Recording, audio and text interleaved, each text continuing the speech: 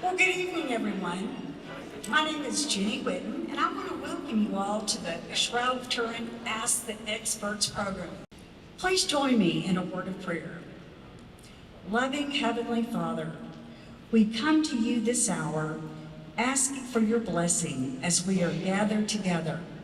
Our hearts are filled with gratitude as we celebrate the arrival of the Shroud of Turin replica. We pray for the panelists as they lead us tonight, and we ask that you open our minds and hearts that we may be enlightened. Please help us to challenge each other to reach higher and farther to be the best we can be. We ask this in the name of our Lord Jesus Christ. Amen. Without further ado, I would like to welcome our MC for the evening, Ms. Genevieve Kelly, who is the President, CEO, and Curator of the National Museum of Funeral History.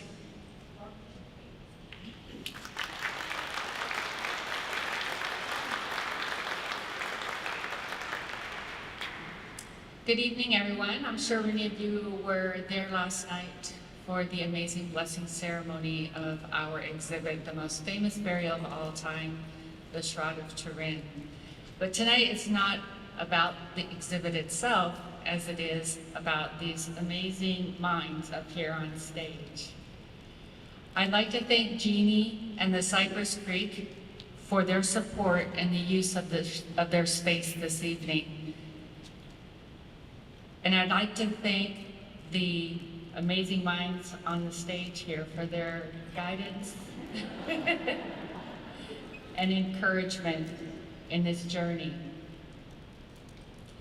And the National Museum of Funeral History is more than honored to sponsor them this evening to be here with you all.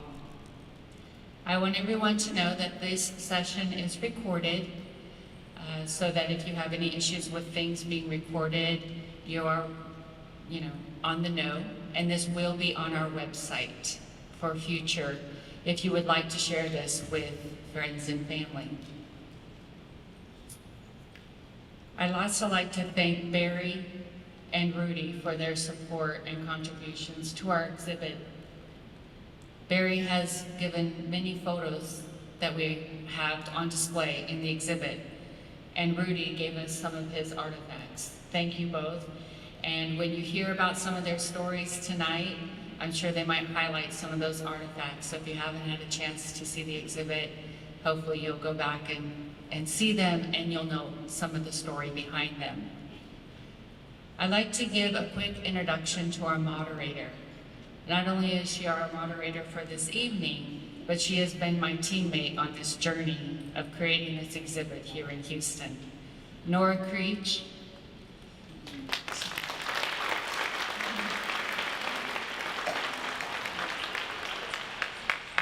But I just have to say, this woman knows everything about the Shroud. She's been studying it since 1970. 1978? 1978. Since the 1970s, yes. She's got a wealth of knowledge, and a lot of the knowledge that she has was from these gentlemen up here. So I'll let her tell you more. Thank you all so much for being here. We are just so excited and so thrilled about this night. Thank you, Jenny, for letting us be here. So as Genevieve said, tonight we're not going to talk about the Shroud per se. We're going to talk about the historic study that took place in 1978.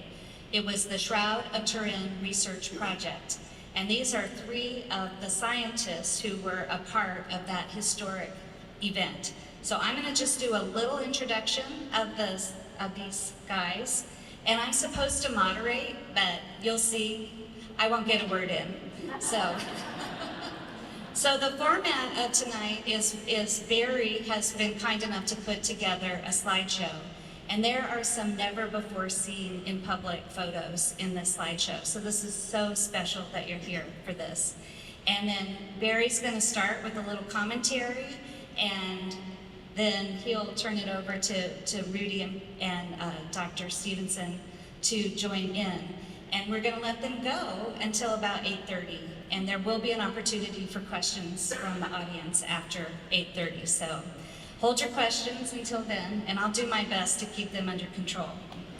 So, in case you're not familiar, I want to give you a little bit of background about STURP and also about these people who are here, because it's just such a privilege and honor that they're all together and that they're here on this stage with us. The STURP team was an elite group of scientists. They prepared for 18 months in advance to design the protocol for the comprehensive, non-destructive test. And they planned ahead so that they could be performed very efficiently in the time allotted. Now, in everything that we advertised for tonight, we talked about only 2 experts. We talked about Rudy and also Barrie, but we had a big surprise. Dr. Kenneth Stevenson called me. He lives in Waco, and he said, "My dear friends, my brothers are gonna be here, and would it be okay if I introduce them?" And I said, "No, you need to be on stage with them." So this is just a privilege that he is here with us tonight. Dr. Stevenson was the recording secretary for the STURP team, and if you can believe this, he and Barrie grew up close to each other, both in Pittsburgh. Also where Cardinal DiNardo is from, so there was a lot of Steelers talk last night about that. So Dr. Stevenson won a congressional appointment to the Air Force Academy, and he was one of only 6 blacks in his class. And this began his 14-year career in the Air Force as a B-52 co-pilot and later as an instructor co-pilot. In Southeast Asia, he amassed almost 1,200 combat flying hours and 210 combat missions. He received 10 air medals and 3 distinguished flying crosses for his service. That's pretty impressive.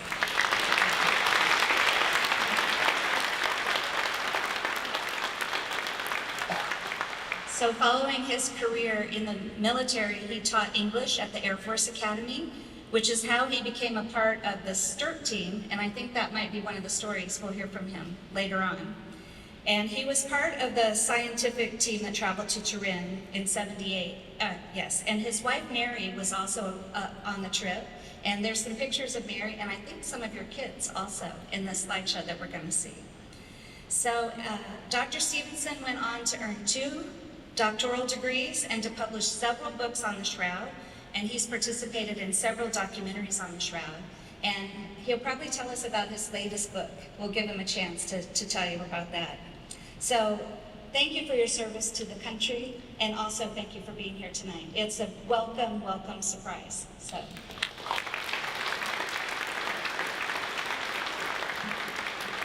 So next to Dr. Ken, we have Rudy Dichtl, and I'm sorry, I'm being a little casual. It's Colonel Rudolph Dichtl, but he's become my friend, and the reason why I became interested in the Shroud is because Rudy was a member of my church when I was growing up in Boulder, Colorado, and after he came back from STURP, he gave lectures in the community, and every time Rudy would give a lecture, my dad would want to go, and I would go with my dad.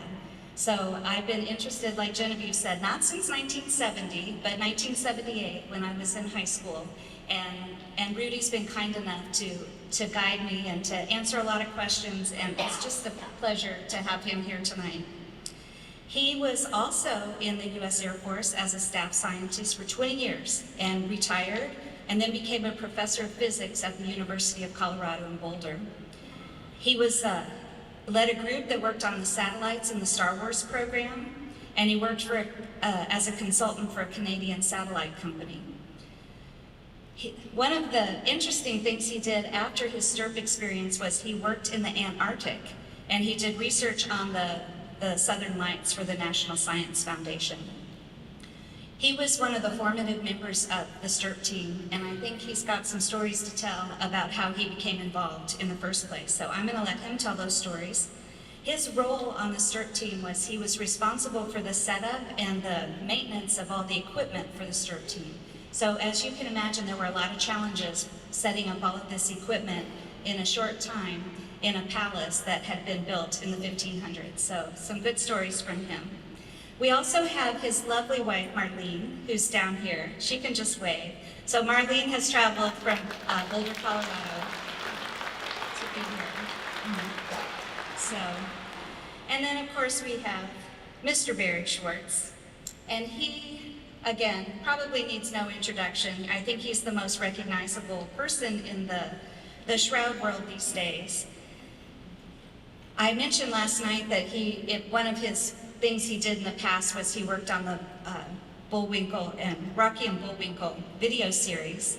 And there were quite a few people who were more interested in that than in his Shroud work. But we're going to keep him focused on the Shroud tonight. So no Rocky and Bullwinkle tonight. So he also was in the military. He served 4 years in the Navy. So all three of these gentlemen have served our country. So thank you for listening. So today, Barrie serves as the editor and the publisher of the internationally recognized Shroud of Turin website. He likes to say it was the first, and it's the most accessed resource on the Shroud. So shroud.com, that's Barrie.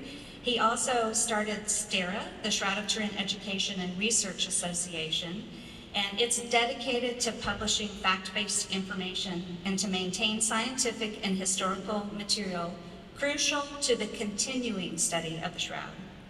So Barrie has a TED Talk that's entitled The Shroud and the Jew, and it's been viewed by over 500,000 people. So if you haven't seen it, make sure you watch it.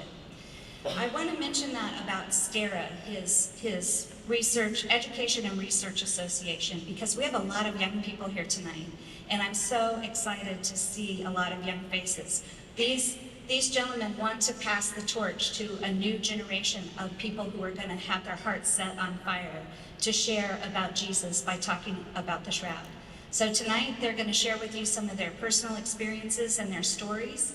And if you want to know more about the Shroud itself, come to the exhibit. We have an absolutely beautiful replica of the Shroud and a lot of Barrie's beautiful photographs. And come and learn about the Shroud. We have a whole team of trained docents, and a lot of them are here tonight, and they can't wait to talk to you about the Shroud. So thank you so much. Wish me luck as I try to keep these guys under control. And let's go. Barrie. I have to tell you what you're in for tonight. I was invited to the University of Minnesota, and they had a large auditorium, 2,000 people, and in the back were the TV crews. And I looked at my watch and I said, it's 6 o'clock, I'm going to lecture for 1 hour.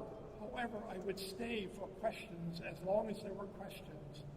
My alarm went off, I gave the presentation, the alarm went off, and I stopped speaking, and I said, those people who have babysitting problems, you're excused, you may leave. And the TV crews packed up their TV cameras and left. And 2,000, nearly 1,800 people stayed. And I spoke for 6 hours until midnight when the janitor came off onto the stage and says, would you please leave? We have to clean the stage in the auditorium. So 6 hours, you can be prepared for that. But it was a good group, just like you. Okay, ready? Okay. It's difficult for me to sit and talk. Yes. So I will walk and talk. And the other thing is this. I'm going to ask you guys at some point in time to turn around because all the action's going to be behind you. Yes. Now, I have to tell you that maybe some of you have seen some of my presentations in the past. Typically, some of them are quite technical in nature. But because this is a reunion, I want you to know that of the 33 original STURP team members, there are only about a dozen of us left. And it's 45 years later. And so 3 of us are here. That means 25% of the remaining STURP team are on the stage right now.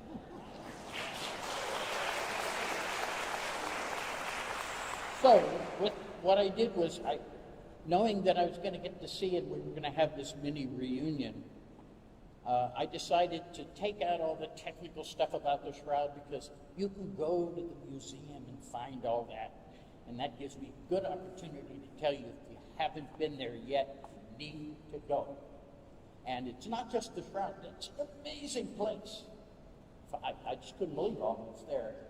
When I first heard of the National Museum of Funeral History, my first thought was, who'd want to go there? But then I went and saw it, and I realized that this is something, we don't really talk about that much. But it's something we're all going to face at some point or another anyway. So why not have an amazing museum that shows that transition to the next stage? There's many things about it that are fascinating and wonderful, and this museum captures them. So there's my plug for the museum, even though nobody asked me to do that. So tonight's presentation, and by the way, this, like I said, it's not formal. So if these guys see something up there that they need to say something, I just told them, just speak up. I will not be offended. But let's now test and see if technology works. And look, the video clip worked. I was afraid it might not. That is the VP8 image analyzer. You might have heard about that. In 1976, a couple of guys, John Jackson, Eric Jumper, let me think, who else was there? Ken Stevenson, who else was there? Let's see, who am I forgetting? Oh, Bill Modern. Right. The guys from Los Alamos, Don DeVan. Yes. The guys from Los Alamos that were working on their projects, they were also kind of on the side, clandestinely working on some Shroud imagery. And a guy over at Sandia Labs, a sister lab to Los Alamos, he was an X-ray radiographer, and so he had X-rays to analyze, and he got this instrument called the VP8 image analyzer. It looks like an old stereo tuner. Now, there's at least a few who know what I'm talking about. Imagine when I say that to a group of high school kids. It's not an iPhone, it's not an iPad, it's no eye in front of it at all. Just a stereo tuner. But it kind of looks like one. Let me also tell you this as an aside. I had a 10-year-old kid ask me if film was a USB device. Hey, we're getting old, folks. That's what it told me.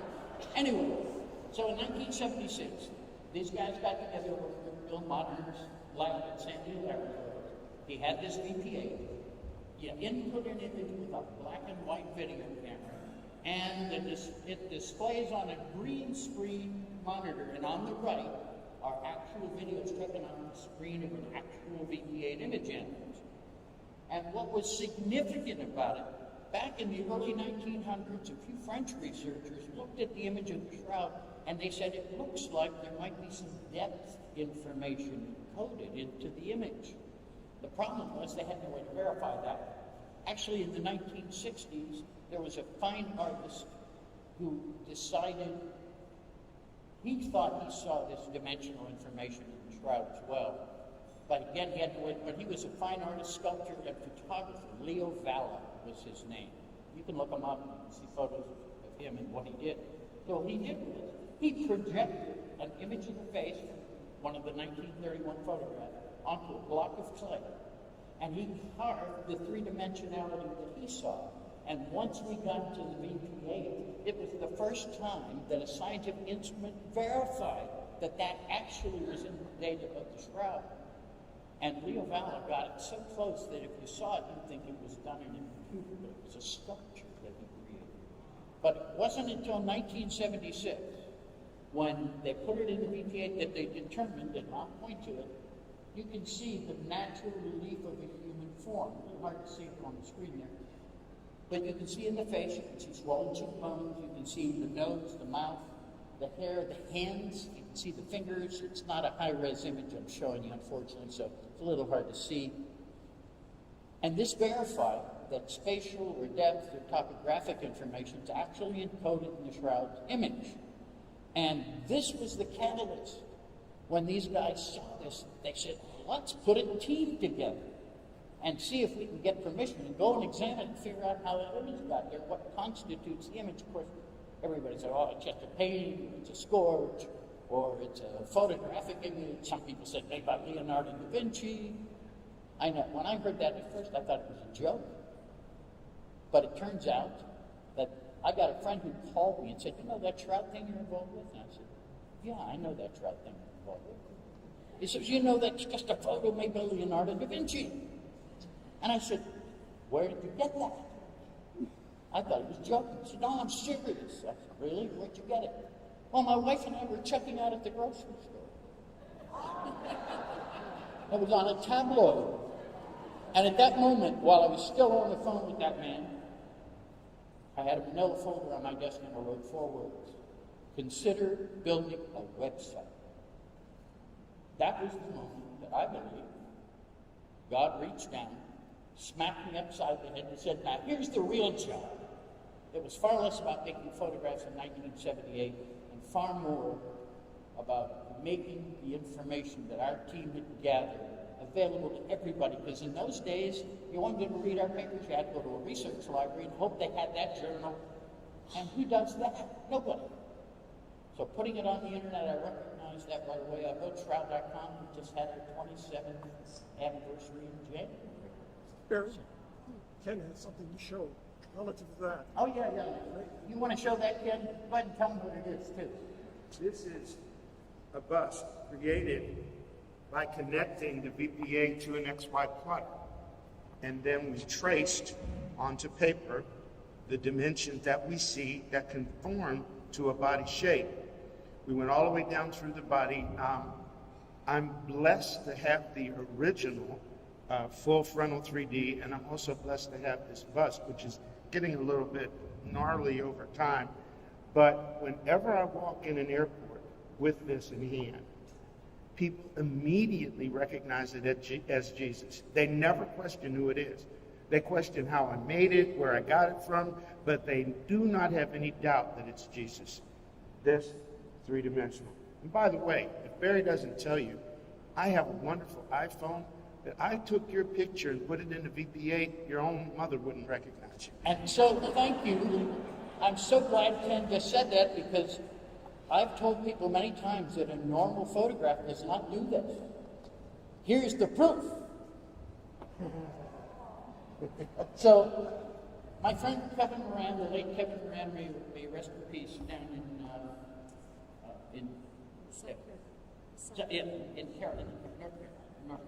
Charlotte, North Carolina.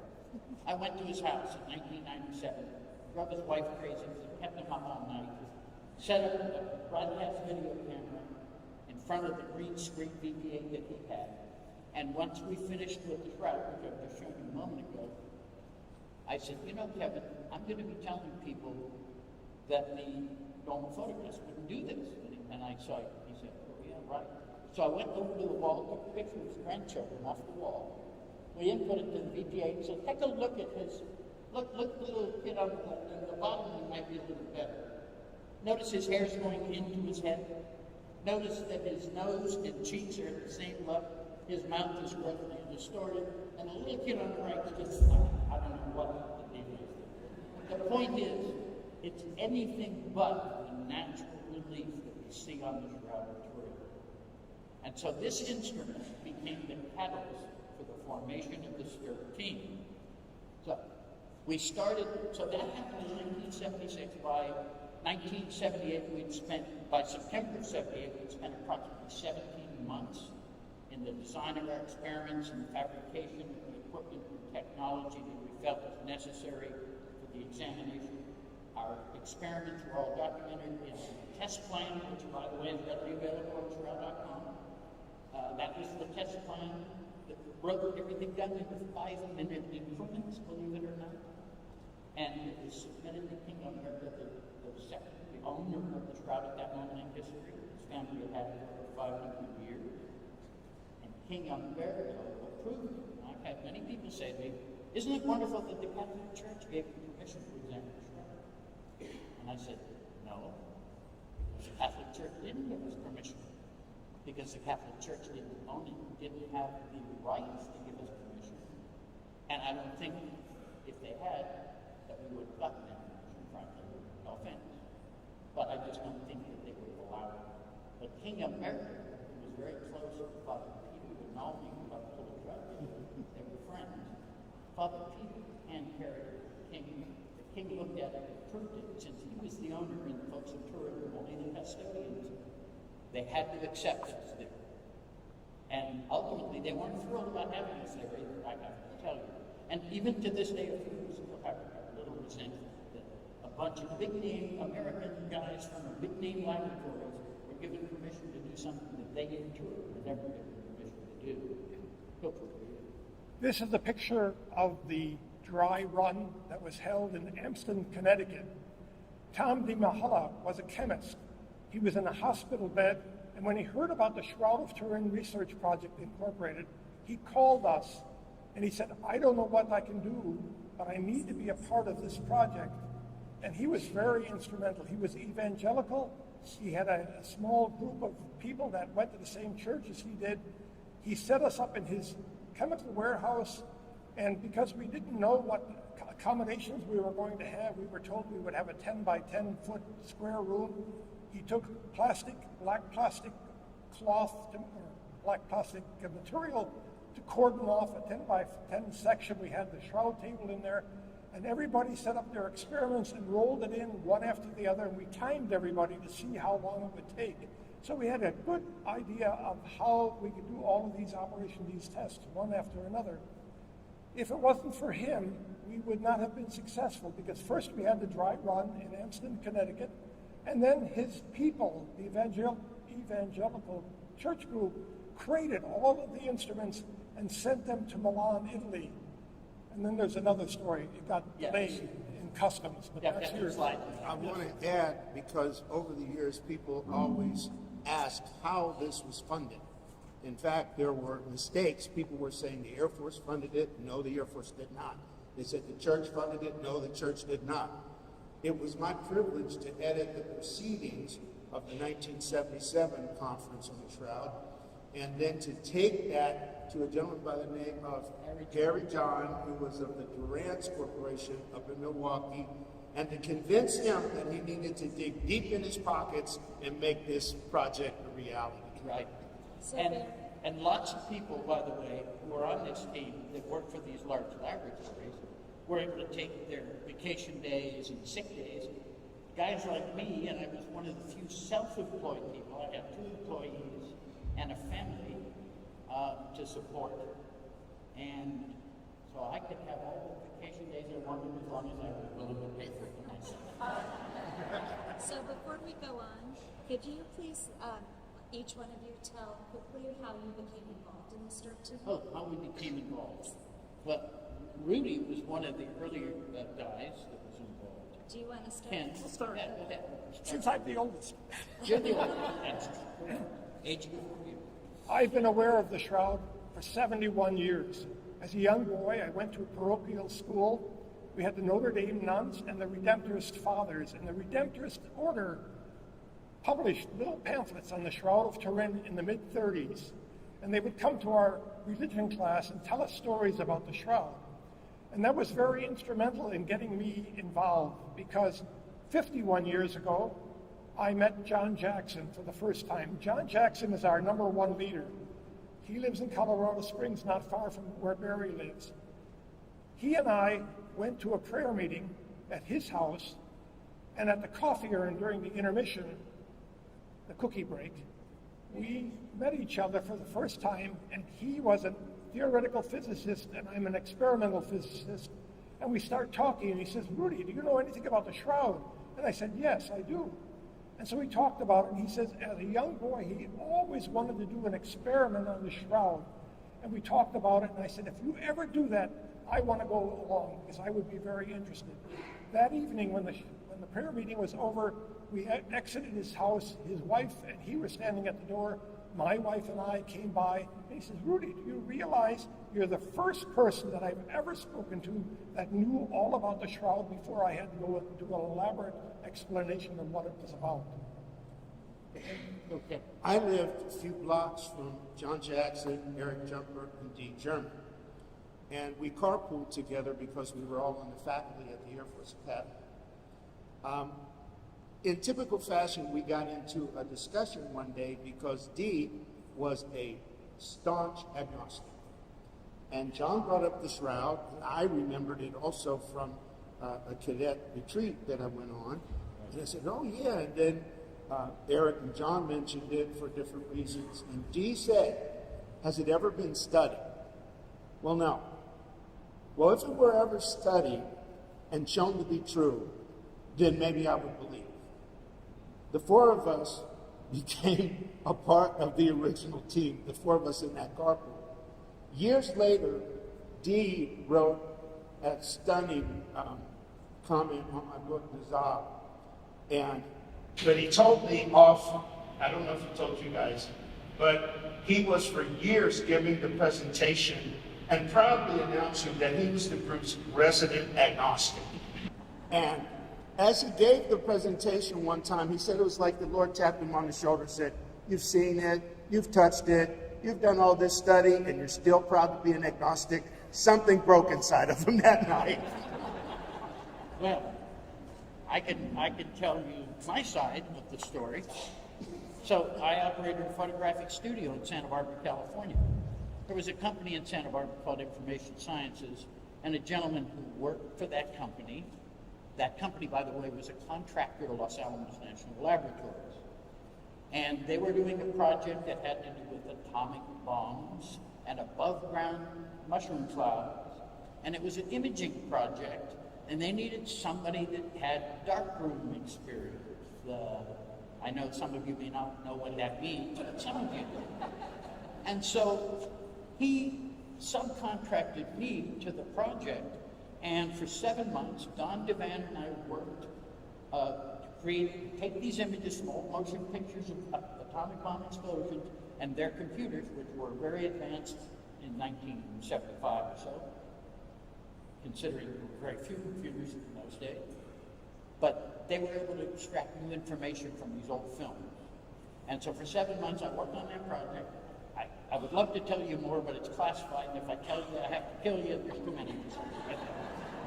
At any rate, we finished the project. 7 months later, we're done. And when you're self-employed, the phone rings, you're always praying it's the next job. All of a sudden, just a few weeks after we finished the atomic bomb project, Don Devan called me again. And I'm thinking, another project, right? And he said, not exactly. He said, what do you know about the Shroud of Turin? And I laughed. I said, but Don, I'm Jewish. And Don said, so am I, remember?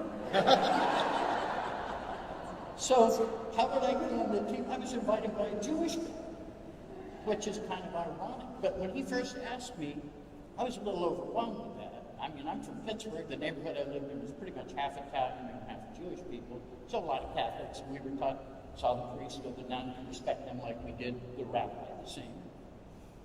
But when he asked me to be a part of this project, I thought, do I want to get involved in this religious project? And so I said, no. He said, are you sure? Think about it. Let me send you some literature. And he sent me literature from the Holy Shroud Guild, which were all kind of religious tracts, exactly what I was trying to stay away from. But then I thought about the image properties, because Don, he's imaging scientist, said it to me in a more technical way. He said, there appears to be a correlation between image density and cloth to body distance. That immediately told me it wasn't something I could do photographically or artistically. So that kind of got my attention, because I understood right away that that's unique. And I was also thinking, free trip to Italy. So I joined the team, obviously. So with that in mind, I think that's the story you want to hear. I'm going to go through these. So this is, again, still at the dry run. This is when we got together a month before coming to Turin, set up the equipment. Rudy and Ken have already talked about this a little bit. So I'm going to go through this pretty quick. And here we are just testing our different instruments. Yes, we had one instrument that had to be cooled with liquid nitrogen. There was another instrument that had to be water cooled. You'll see that in a little bit. But here we are, this is still all at the dry run, going through all the procedures that we intended to use on the Shroud. This was kind of a practice run. That is not the Shroud. That's a replica that we were using during our preliminaries here. In the foreground, in the foreground, you see there's a table or a rail system. That, Shroud's 14.5 feet long. And so to photograph it in a room that isn't very deep, you can't get back in to get the whole thing. So we could slide the camera along the rail, and by setting it up the way they did, it kept the distance between the camera and the Shroud exactly the same. 20 years later, when I digitized my large format transparencies that I shot on the rail system, I put them in Photoshop, boom, they were perfectly matched because those guys, as in this system, thought to do that, realized how important that would be. And here you and this is for me a very sad photo. Sorry, I get a little emotional here because that's photographic team they're all gone. On the left, Vern Miller. Next to him, kneeling down, Don DeVan, the guy who brought me on. Behind them, Don Lennon and Jet Propulsion Lab, the man who was head of imaging for NASA on Voyager, Viking, Mariner, and Galileo projects. My hero on the team.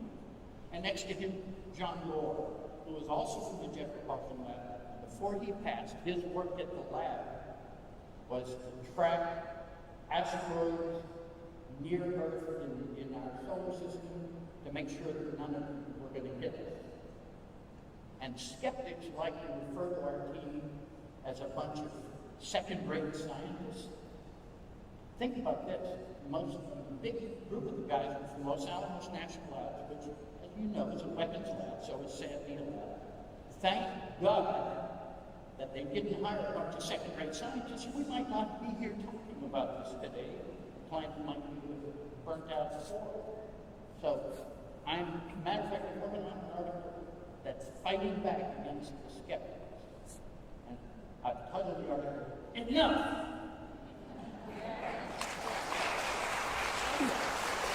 Before you move on, I just wanted to mention that table is about 15 feet long and about 4.5 feet wide. It's steel, and Barrie will talk about it in more technical detail, but that was donated to us, $25,000 worth of equipment. Very instrumental. A lot of thought had gone into it, and again, Barrie will tell you about that later in the presentation. But that table has made its rounds around the United States, and the last place it was in a museum down in... It was at Catholic Family... Dreisbach. Something. It was in Atlanta at the Omni. Right. And when Kim Dreisbach died, it was... when he died, It's disappeared. It really virtually So vanished. if anybody sees a steel table 14, 15 feet long, let us know. We're looking for it. It would be nice to recover it. All right, continuing out, there I am. See, I used to have a lot of hair. and I know it's a little weird that I'm wearing this hat. So I might as well just share the truth. That it's a big race between gray and gone. And not that I'm worried about it being gone, it's just that when I take the hat off, my hair goes. So I'm leaving it on, bear with me. Continuing on, but there I am with one of the hot supply cameras. By the way, anybody who's interested, that's an ELF hot supply, medium format camera shoots 2¼ inch square images. They let 6 of those on the moon. They were specially equipped to be in space. They had to take out all the stuff and put in special lubricants and stuff because in space those things would freeze up. So they actually, but they left 6 of them on there. Why did they leave them on the moon? Because they were bringing back all these moon rocks, and weight was a serious issue. These were kind of heavy cameras, so they left them on there. I'd love to go and get one. But I don't think that'll happen.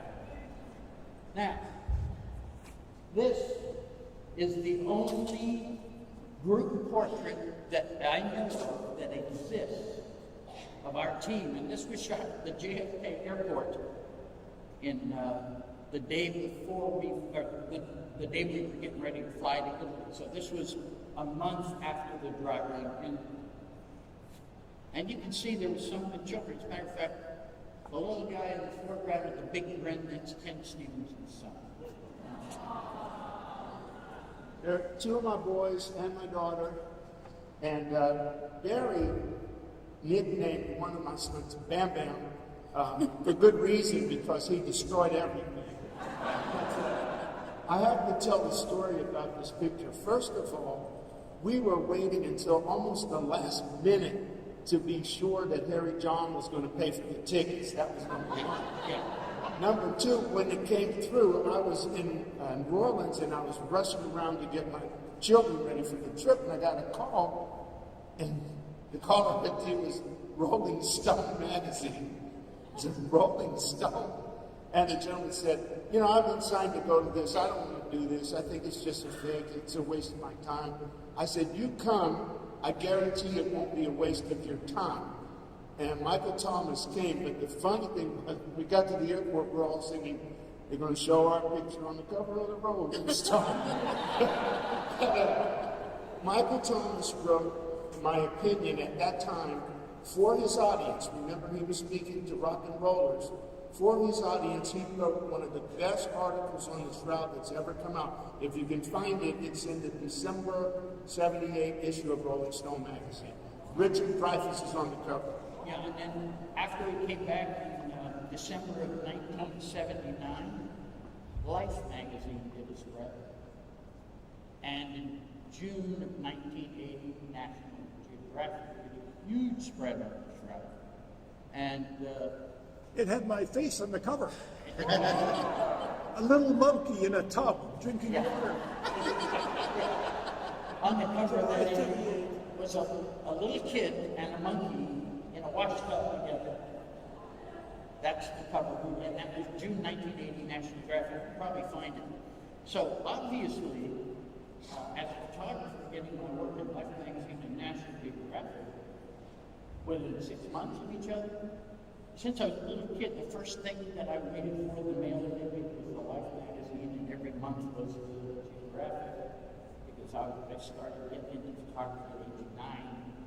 And so to me, getting my work in Life and Geographic was the ultimate penny. People said, wouldn't you like to see your work in there every month? I said, listen, how many times did Henry have to climb Everest? Once. And getting it was good enough for me. And so that's what happened. Anyway, continuing on here. This is an area of not my photographs, but one that we got somewhere years ago. In the foreground, I think my laser pointer isn't working very well. On the right, you see there's a tall tower, and next to that is the Cathedral of St. John the Baptist, in which the Shroud is permanently stored. Directly behind that, you see kind of a dome with a peak on it. That's the dome of the Guarini Chapel, in which the Shroud is permanently kept. And that square building with the courtyard in the middle behind it, that is the Royal Palace, and that's the building in which we examined the Shroud. Now, the Shroud was on public display, and our team arrived a week in advance so we could unpack our equipment, get everything set up and calibrated, be ready, so that at the end of the public exhibition, they would give us a Shroud and we'd be ready to rock and roll. And, you know, there's another public exhibition coming probably in 2025, but you won't have to do that, because in 1978 there wasn't internet. And nowadays, when they have a public exhibition, about a year in advance, they put a reservation system online. You go online, you pick a date and time. It doesn't cost any money, but you have to have a reservation. And that way they control the crowd, because these folks have to wait as much as 10 hours to get 3 minutes in front of the crowd. Nowadays, last time I was there in 2015, they showed it. I think the wait was 20, 25 minutes. On the weekends, maybe an hour. But not nearly as severe as what these folks have to do. So, we get there, fly in, we land, we go to the hotel, and by the way, this is inside the Turin Cathedral, and this is how they display the Shroud. See it off in the background. So we're having meetings. This is in the Grand Hotel Satella lobby, and this is where we were given the good news that all of our equipment had been seized by Italian customs, and they weren't going to let us have it. And so we're sitting around having these meetings, and the rest of us are going crazy because we needed that time to unpack and calibrate and set everything up. And it took 5.5 days. 5.5 days they took out of the schedule. Now, it appears to me, I don't really remember doing this, but it looks like I'm using an ice cream cone as a microphone to interview Ken. Obviously, this isn't a photo that's in my normal presentation. But I thought I'd share that with you. Look how young we were. That's the scary part. Anyway, meeting after meeting, you can see my little head peeking over there, the gentleman leaning back, and right next to him was me. I know you don't recognize me, I don't look like that anymore. But these were the meetings, and I have to tell you that some of us were going crazy with these meetings. And John and Eric were just fanatical about meeting after meeting after meeting. Yes. So we were kind of going crazy with that. But we did get a little time to go visit the Shroud Museum. This is Mark Evans, who did the photomicroscopy, the photography through a microscope during our exam. And this is in the Shroud Museum. Yeah, that's me again. That is, and I used to show this photo and say, look at that old technology. That's the camera Secundopia used to make the first photograph in 1898, the one on the left. Around my neck is a Nikon F3, which is state-of-the-art in 1978. Today, they're equally obsolete because they both use, you got it. Anyway, we did have a little time to enjoy one of the benefits of being in Italy was the food. And any of you who've been there, you know what I'm talking about. And this is Rudy and Joan, his first wife, was passed away. But you can see that we did have a little free time. But more meetings. More meetings. Look, there's Rudy and Ken. What a coincidence. And so we're still having all these crazy meetings. And why am I showing you this? Well, they asked me to create some badges for the team members to identify themselves. So you look at the top badge, Shroud Turin Research Project, my photo, my name typed underneath, Eric Jumper's signature below, my signature on the right. The Italian saw that and said, not good enough. So we had to add a green sticker and an orange sticker on top. And then below that, we have ID from the Royal Chapel of the Holy Shroud, with my name close to misspelled, even though it's correct right above there. And below that is the seal of the Chapel of the Royal Shroud. And next to that, two signatures, Monsignor Coutinho, whose name is, I don't know an official title, the keeper of the shroud. He had one of the keys down like the reliquaries here. Yes. And below that, Monsignor Pietro Caramello, who was the pastor of the Cathedral of St. John the Baptist for the shroud. So I always say, you know, the British pretty much invented bureaucracy, the Italians perfected. Now, one of the things we had to do is, we brought as much stuff with us as we could, but we still, Rudy and I, somehow it was Rudy and I were given the assignment, or volunteered, I don't remember, to go out and buy some stuff that we needed, like garden hoses. Did we buy those? Somebody else bought the garden hoses. But we needed gloves, both for handling the shroud and also for unpacking and carrying the wooden crates so we get a bunch of splinters. So this Rudy and I, of course, I'm the guy with the camera, so I'm not in the photo. Meanwhile, at the palace, this is Joan Dichtl. And so she was busy dusting around the palace, even though we hadn't gotten our equipment yet. They let us into the palace. And I thought, well, being from Pittsburgh, I hadn't had much time in royal palaces. So I thought, well, while I'm here, let me make some photographs. So this is in the room in which we examined Shroud, looking down the hallway, which we used primarily as a storage area and like a big walk-in closet. Those were bedrooms for the visiting court when it was a palace. By the time we were there, it was a museum. Now, one of the things that blew me away is when I looked up in these rooms, and by the way, this is in the room we call the equipment maintenance room, but also it's a bedroom at one point. And I looked up and I saw these spectacular frescoes. And I thought, at the time, I have a wide-angle lens. So I set it up and I photographed the fresco in this room, which is where Rudy spent most of his time. And here's the one that was in the room in which we examined the shroud. This is what we saw when we looked up. Now, I took these for myself. But in 1997, there was this huge fire that destroyed everything. And it damaged these, not by the fire, but by smoke and water.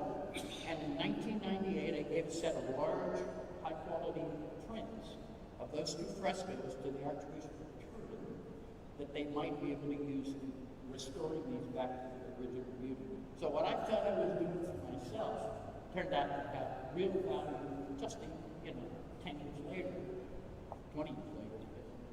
Go ahead. Back up one. Back up. We had cots, and because we were so invested in this experiment, a lot of us slept overnight rather than going back to the hotel, and we spent evenings in the chamber looking up at this fresco. And as the Muppets would say, they're cavorting. Angels and cherubims. Although he probably will be embarrassed when I tell you this, I don't think Barrie got more than an hour or two of sleep the whole 5.5 days. He was there photographing every instant. I don't know that I ever saw him rest. Well, that's because there was only one documenting photographer, me. So if I went away to get some sleep, there would be nobody there to document. So it was kind of a marathon. I did sneak in the middle of the 5 days, actually snuck back to the hotel to take a shower. That was essential. I didn't do anything. Here we go. So yeah, that's what we saw when we looked up. And it was interesting because the man, Mr. Tonelli, I'll never forget his name. You'll see a photo of him in a minute. He was the curator who got in charge of the museum. Kind of in his position here. And so when I asked Mr. Tonelli, I said, who was the artist who did these? And in the Italian style, the way it was in nobody. Well, I guess if you've got Leonardo da Vinci, this guy's not so important. But that's what it was. But I was blown away. When you look at this, it looks like they're sculpted into the ceiling. It looks like they're three-dimensional. But it's a fresco. It's painted into wet plastic. It's flat, but it gives the impression of having depth. Now on the left, there's Rudy. Next to Rudy is Don DeVin, the guy who brought me on board. The guy whose eyes are closed, kind of sticking between those other two folks. That's Mr. Tonelli, the curator. And here, we've been given the word that the equipment was going to be released today, 5.5 days into our week of climbing. And so, they put her on a dump truck. And this is in the courtyard of the Royal Palace. And I'm standing there, and I swear to you, I'm thinking, any minute the guy just going to pull the lever and just dump it. And instead the guy goes, no, you unload my truck, please. So here we are, we had to unload the truck and schlep, if you pardon the expression, to get us expression in here. All the 80 crates or so of equipment into the Royal Palace, up 3 sets of steps, and everybody chipped in. This is Professor Luigi Canella, the scientific advisor to the Archbishop of Turin. And here he is, schlepping in some of our equipment. Now on the right is Barrie Stevenson. Don't remember the other lady's name, I apologize for that. But what they're trying to do is figure out which crate has which instrument in it. And so that's what they're working on. And there they are, actually pulling out a crate, marking what it was so that we could figure out which instruments were the ones we needed to get them all set up. And you can see they're still bringing in, there's 80 crates of this stuff, and we had to come up several flights of stairs, marble stairs. You'd really want to slip and fall there. You're going to break something. And after a while, I think Barrie was worn out. She was taking kind of a little rest there, and I grabbed this photo. Nobody's ever seen this before. Ken has never seen this before. By the way, the gentleman I mentioned from Rolling Stone, he became so enamored with our children that he babysit our 3 kids throughout the week. That's putting him to good use. There's Rudy and John.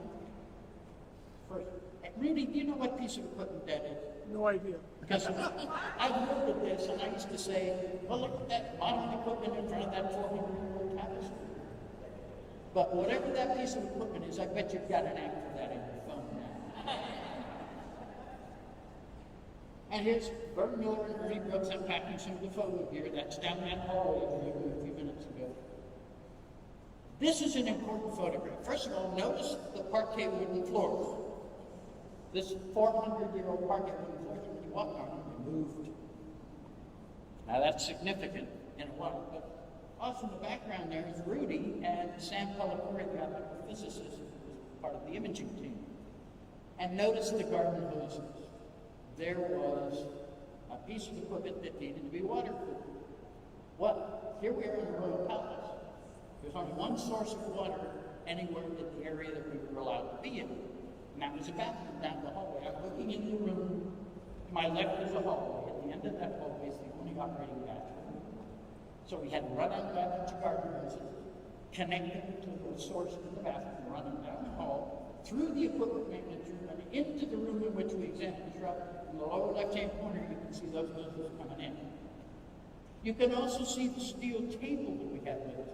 Notice I said steel, it didn't say stainless steel. Because these guys were smart enough to do some testing and realize stainless steel was treated in a manner that might have some chemical offshoots that could be damaging to the cloth. So it was just plain steel. Well, when we shipped it across the ocean and it got there, and unfortunately, it was steel, so it corroded. There was like a white, powdery oxidation. And fortunately, we also had those two guys from the jet propulsion. I want you to notice, it's a little hard to see in this photo, but in this next photo, you can see it, and if you look, by the way, that's me peeking my head at the far end of the table. But if you look closely, you'll see that table had panels that were removable, because if you're going to do x-rays, you can't do it with steel. So they had to remove the panel. Well, because of that, because we had two guys from the jet propulsion lab, they were smart enough to bring 2 rolls of gold foil mylar, the same stuff you've seen in the Carter Space Shuttle and on satellites, and we had to cover each of those panels. Rudy needs to say something. Go for it, Rudy. Can you go back to I can go back as many as you like. right there? The primary requirement was not to destroy the shroud, not to damage the shroud, but we took that to the extreme. We also wanted to preserve the castle. And you'll notice that the crates are all sitting on white cloth. The cables, where the cable connectors came together, we wrapped them up in cloth so we wouldn't damage the parquet floor. And that was the major rule. No damage to the shroud or to the palace. Now go to forward. One more. The room, the door that's open on the right side of the back. Right after this photograph was taken, there were 3 elderly priests standing there, and I was standing next to them, and we had been conversing.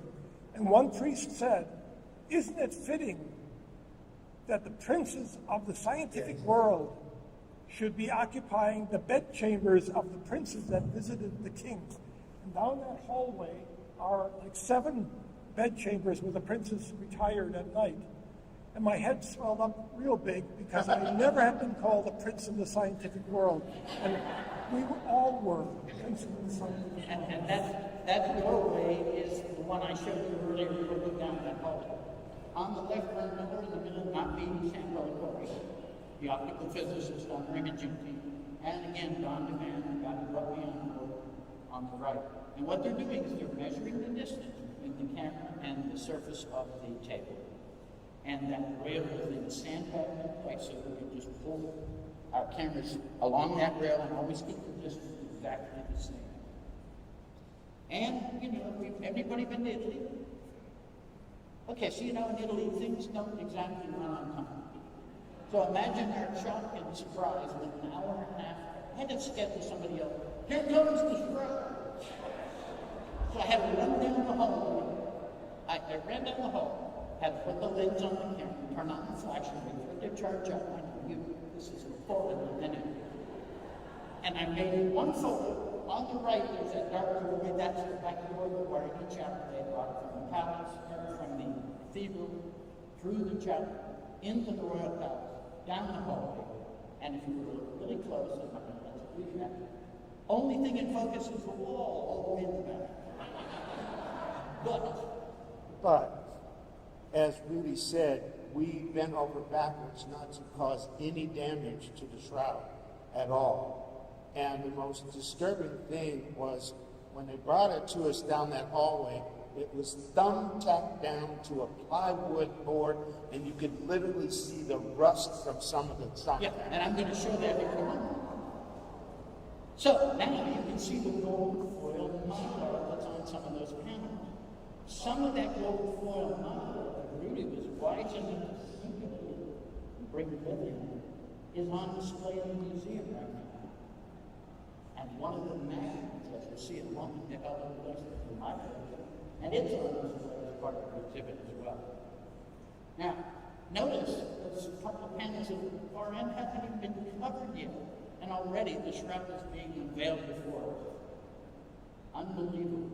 We were not expecting it. Then it gets even worse. But there's a story behind this one. I gotta tell this story. So, remember I said the Italians weren't too happy about us being there. So they told us, they said, well, okay, fine, we accept it. You're gonna have to do this. But don't touch the shroud, because if you do, you gotta get in the state policemen, plain clothes, all guns. If you touch it, they're gonna shoot you. So I want you to notice that on the left are all the Italian signs. On the right are the American signs. Just look where their hands are. Little hidden story here. How do you examine this right corner with your hands behind your back? You can't. And of course, the gentleman that's on the left, that's obviously with the bald head, he started pulling on the shroud waiting for the gunfire. It was just, I'm not sure if they thought it was humorous or if they were just being mean-spirited. I just know that nobody shot anything except photographers. Anyway, this is where you can see that the shroud has been fastened to a white painted piece of wood with the thumbtacks, as Ken mentioned. So then they had to take the thumbtacks on, well, we'll get back at this. You see, there's still two panels that have been covered. So now they have to remove all these thumbtacks and replace. They pull one out, ladies will probably know a little hole, a little circle, a string that we've all seen that. And they had to clean those off eventually. But ultimately, those were removed, the panels were covered, and as you can see, the table can rotate horizontally or vertically, depending on what experiments we do, dictated which way the table would rotate. And here we are, moving the shroud onto the table. There's that white painted piece of wood. And they weren't worried about us. They went through the trouble of designing and fabricating a steel table, monster, big, heavy steel table that we shipped across the ocean. They were worried about us. They contacted the shroud to a piece of, they crucified the shroud. Come to think of it. Now you can see the magnets of the periphery. And that was the whole point. Why are the magnets white? Because they're all coated in Teflon so that no metal particulates might come off the magnet onto the shroud. Who was more careful the other day? We spent 17 or 18 months planning this before we ever wrote. Yes. This was not a rushed job. And there's a close-up. See some of these magnets. And, of course, being in Italy, we couldn't go first. It had to be the Italians, their representatives. This is Max Shroud, a Swiss criminalist who had pioneered the use of sticky tape on the clothing of crime scene victims to live free and find out all crime. Max, obviously, on Railway Palace that day, stopped off and bought as he was rolling down Swiss fine and pressed it down with his thumb, and when he peeled it up, put it back. And we thought that's the end of it. They're going to kick us out of here. Nobody said a word. And then Max goes over to the face, and he's ready to stick it on the face. And John Jackson said, "No way!" And he ran up and he grabs him. And I guess I didn't put that photo in here, but there's a photo of Jackson and Max Shroud. Those images with Professor Cannell acting as the referee. And if it looks like they were ready to hit each other, they weren't. It was decided at that moment nobody would put any tape on the face, which is the most iconic part of the image. The most interesting thing to me about that is STURP spent, I think it was $7,000 to design a tape roll that would not in any way damage the shroud. But Max Shroud did this. He got pollen samples, we didn't. Well, we got some, we just didn't get as many. Did you have something to add? Because we also had a tape experiment. The only difference between ours and theirs, I'm going to show it to you in a couple of minutes. Ray Rogers of Chemist was contacted with 3M Fund, the Rail Corporation. that makes Scotch tape. And they fabricated special tape that would give no sticky residue on the shroud. Every place Max Fry put his tape, he peeled it up, left some gum, and over time, us attached to it, and cleaned it up. Right. Right. Just a quick addition. We were all standing around. Max Fry was not part of our team, but he had been there earlier, about 4 years earlier, doing his analysis of the pollen with the Scotch sticky tape. And when he came in, the priests knew him, but we didn't, except by reputation. And when he put that tape on, we all jumped back because we knew what was going to happen. It's destructive to the shroud. And we thought for sure that would be the end of the situation. But because they were aware of Max Fry, they let us get by with that. Yep. He was didn't suffer. friends of the group in Turin, so they didn't say a word. They were just blown away. So after Max finished his part, on the right is Professor Giovanni Ricci. Professor Ricci was given 2 weeks' notice. They said, you know, the Americans are coming. We need the Italians to go first. Think of something. So he had 2 weeks, no budget, no time. And he came up with the idea. Back in 1532, the shroud was named as a fire. And the poor clay sisters repaired it with patches into it. And he sewed a backing sheet onto the shroud. So for 450 years, nobody had ever seen the backside of it. Nobody alive had ever seen it. And so he got the idea to separate the shroud from the backing cloth and insert either an endoscopic camera between the two or a vacuum to vacuum and insert the debris that might be produced between the two. It was very clever. Matter of fact, at that moment in time, when they were separated, I ran around to the other side and made this photograph, realizing I was going to capture the first moment in 450 years that any human being saw the backside of the shroud. That's what's in this photo. And, you know, this is pretty well known. It's probably been published more than any of the other photos I've shown you. And I think it makes it powerful. Just look at their faces. They're not messing around. These photos are very serious. And so here, now they're putting Reggie's team, they put something in once they separated an area to hold the cloths apart so it would then insert the vacuum into the endoscopic camera. So the endoscopic camera could record an image 10 centimeters in a circular image 10 centimeters in diameter. Well, how do you know we're looking from underneath? So he cleverly had designed a 10 centimeter square screen grid that he could lay on the shroud and then turn on his focusing lamp and center it. He knew exactly what he was looking at the backside. Now I was impressed. That was a very clever solution. But when he turned on that focusing lamp, I immediately called for the blue lights to be turned on because there's something significant in this image. Very significant. And what is that? Notice that's the blood stain on the forehead. Notice that the light transmitted through the cloth there. There's added density where the blood, which has been added to the cloth, holds back some of the blood, absorbs some of that light, so you can tell there's something added there. Wait a minute. If the Shroud of Turin is actually painted, if we transmit light through the entire cloth, we're going to see any place where there's painted light. So Eric Jumper said to me, hey, we're going to give you 30 minutes. They added this task.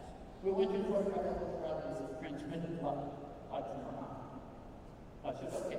And probably the most important scientific photograph I made is this one. Yeah.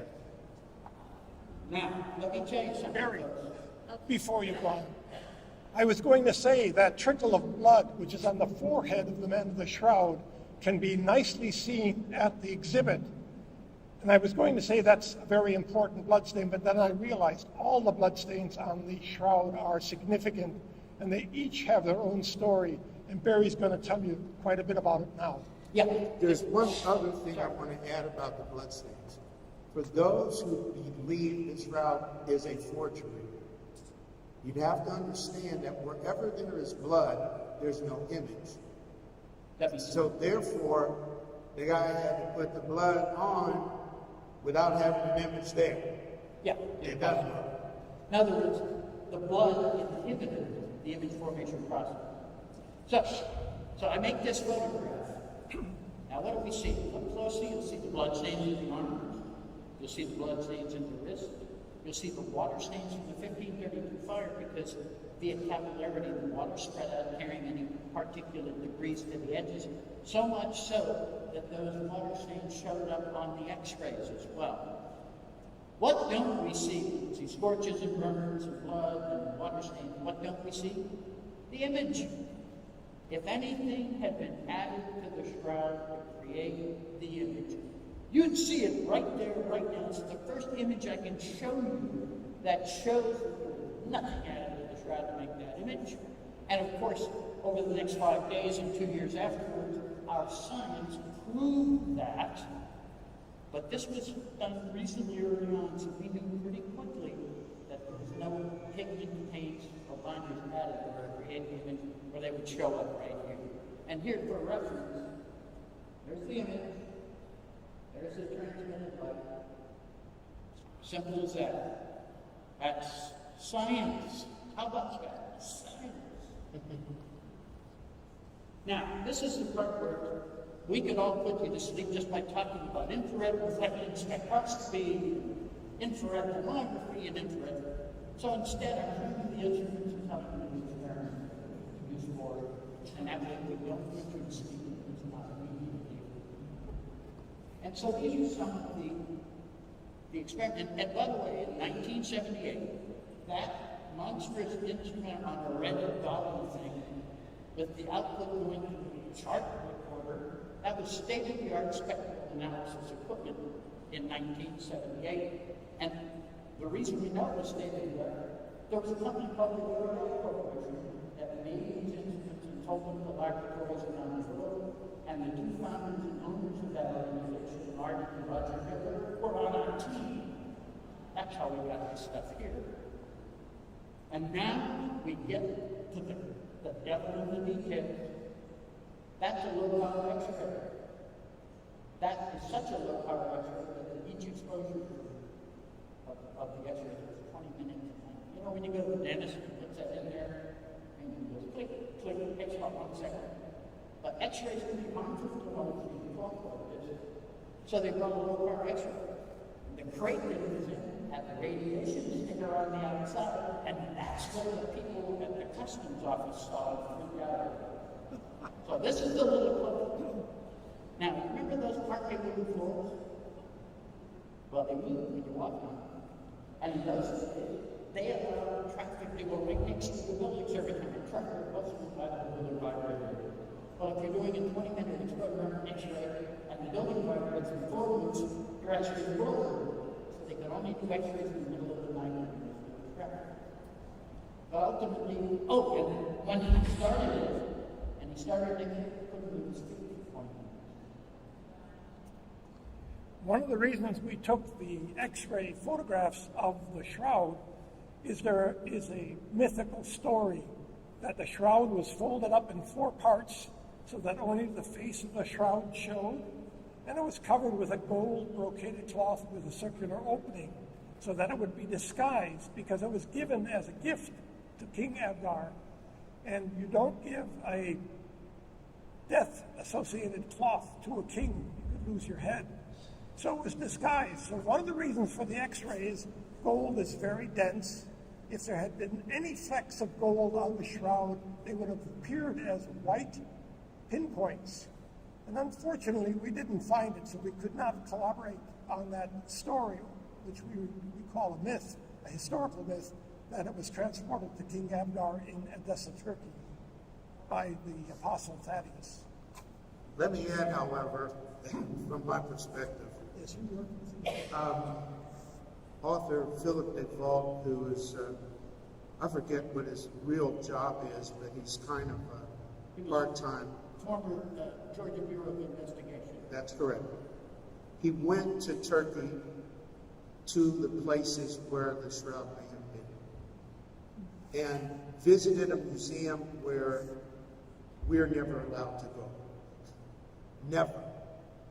And in going down into that museum, he found what he believed was the stone replica of the Shroud when it was presented to Abgar. And he wrote a book about it. And when he saw it, the person who took him down there, he said, "That's Jesus." And she, being a Muslim, said, "Yes, Isa, Isa." He wrote a wonderful book about it. I found out about that after speaking at one of my classmates' churches up in Boston, and that publisher then published my book. Anyway, thank you. So a little selfish there, That's why it's so great to have these guys here. You can fill in the blanks like that. Anyway, this is a photo down the hallway, looking into the room where the Shroud's being examined. And this is where Bill Monitor is standing there. Notice he's not moving around because he's exposing an X-ray at this moment. We all have to leave the room. And this was in the middle of the night, which didn't matter to us because we were around the clock anyway. But that's what this moment is. And again, this is one I show that frequently because there's that story that needs to go with it. But we did process the X-rays because, you know, you've all been to airports. And if you've got exposed X-rays that haven't been processed, and you take it to an airport where there's all those X-ray machines, you're bound to damage or destroy images that are in it. So that only left one alternative. We have to process the X-rays on site. Okay, so what do you need to process an X-ray? Two things. You need a room that can be made dark and a water supply. Oops, wrong button. Okay. So this is actually one of the X-rays. Now, if you need a room that can be made dark and a water supply, and I already told you what we had to deal with Royal Palace. We had to make a do with what we had. And that became our dark room. I have to tell them about this picture. You'll notice that there's a stovepipe going from the bath down into the toilet. And unfortunately, the plumbing system in the Royal Palace is not premier. And it overflowed. And so while we were looking at the X-ray images on the screen lit up, we were standing in ankle-deep water. Many of us had sandals on and got cold feet.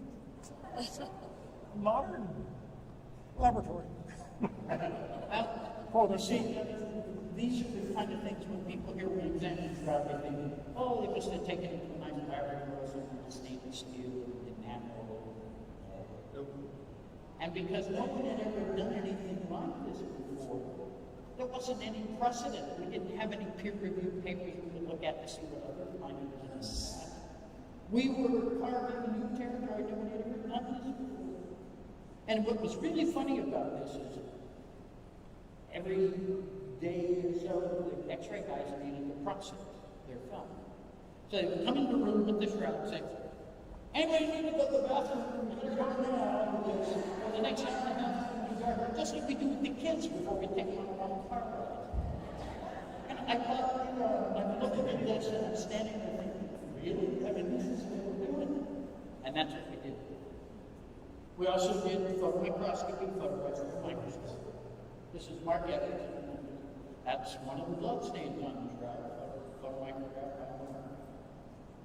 We did a lot of them. I'm just going to show you one because toward the end here.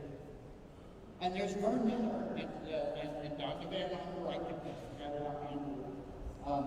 and they're doing some UV fluorescence photography. I'm not going to go into detail, but UV fluorescence photography reveals things that the normal light, natural light can't see. And that's exactly what happened with UV fluorescence. Take a look. That's the spherical blood stain. You can see the spherical down the side, the blood flow from below. But if you look really close, surrounding that blood stain, there's something visible that only UV fluorescence will show. And that's a serum stain from the liquid portion of the blood went beyond the solid portion of the blood, leaving a halo of serum around it, which is only visible with UV fluorescence. So, you're telling me some medieval guy figured out how to do this, make an image, and put blood in forensically accurate position before he created the image itself. And then he hid this serum stain, hoping that 5 or 7 years somebody would find it. And if you believe that, I got a bridge on the side of the stairs too. This was always a mystery to me as a child when the Redemptorist priest came and lectured us about the lance piercing his side and water flowed and then blood flowed. And I couldn't appreciate that as a child. And it was always kind of a miracle or a wonder. It turns out that the heart is enclosed in the pericardium, which is a thick-walled sac filled with body fluid, and it's a shock absorber to the heart. If you fall down and your heart was not protected, it could be damaged in the fall. But because it has a pericardium around it that is filled with serum with water, it protects the heart. So when the lance came in, it pierced the pericardium, entered into the heart, it was withdrawn, and the serum, the water, came out first, and then the blood followed. And that's why that particular blood stain is mottled. It's got yellow serum, or waterish looking thing, and red blood surrounding it. Cool. So, let me see what else. We're getting there. That's why I used the dumpster sticky tape over, remember? Right there, Ray Rogers and Bob Henning, the two gentlemen whose hands you see there. Rogers designed and had fabricated a total applicator so that he applied the tape, the special tape that we have made for us if we're leaving a message on it. When he applied that tape, he could apply a specific amount of pressure. And so if you look close, it's hard to see, but you'll see there's like a pointer, see that line coming down, and a scale. So when they press down, you can actually control the amount of pressure in your arm. What's really cool, that torque applicator is on the side of the machine, right? The actual one. So, and someone pointed out, that makes it work out. And I said, well, yes, since we all touch the Shroud, we're all ones. And we're all sort of like it too. Anyway, and Rogers also realized something else that Max didn't think about. If you take a sand and you stick it down into a piece of glass, which you would think that might be the thing.